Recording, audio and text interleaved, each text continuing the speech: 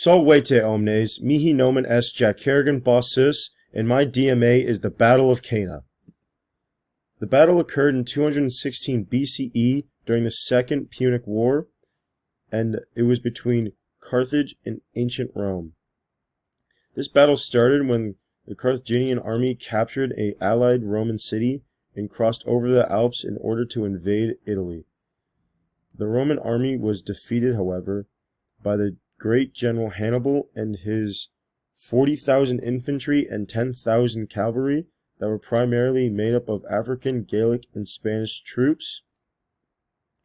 And the Roman general brought roughly around 80,000 men, but a great majority of them lacked battle experience and 8,000 cavalry.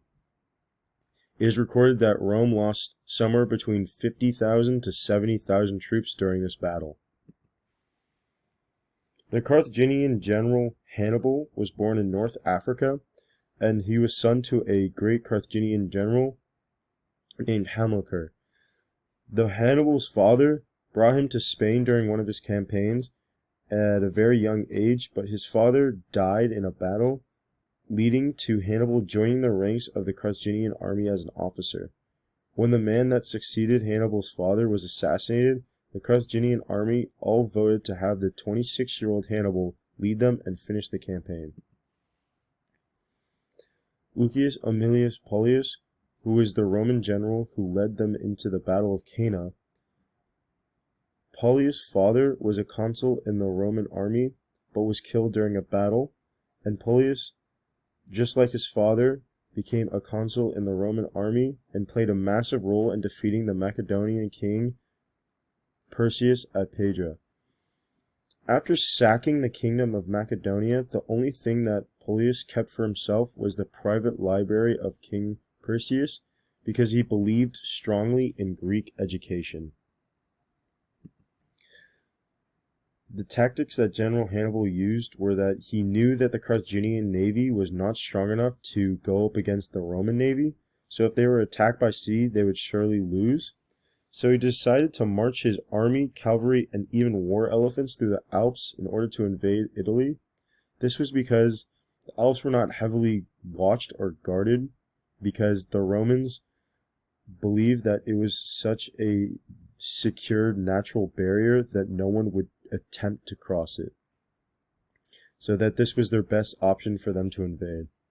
However, the day of the battle, Hannibal formed his troops into a U-shape pointing out towards the Roman army, and he positioned his Gallic and Spanish troops in the middle, and his African troops on the flanks, and his cavalry on the left and right. The Roman army came at them with a different position in a deep and narrow stack with cavalry on the left and right.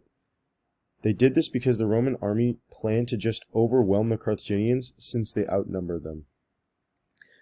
When the battle began, the Carthaginian cavalry on the right side had the fastest horses, so they were able to attack, retreat, and attack again by throwing javelins and spears in order to delay the Roman cavalry to join with the Roman infantry. The Carthaginian cavalry on the left side, however, outnumbered the Roman cavalry on their side, so they just overwhelmed them and then raced to the Carthaginian cavalry, forcing the Roman cavalry on the right side to retreat.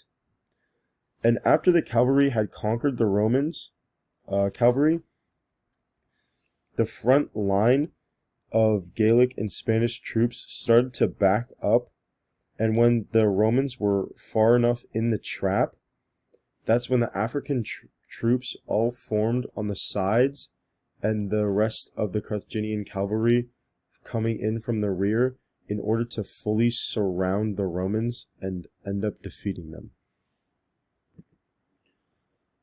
Some of the outcomes that the Romans had at the defeat of Battle of Cana led to them developing a better understanding of tactical flexibility in order for the infantry not to be surrounded or outflanked by any other army like that again. And the tactics that Hannibal used gave insight to many other military leaders throughout history and their victories. These are my sources. Thank you.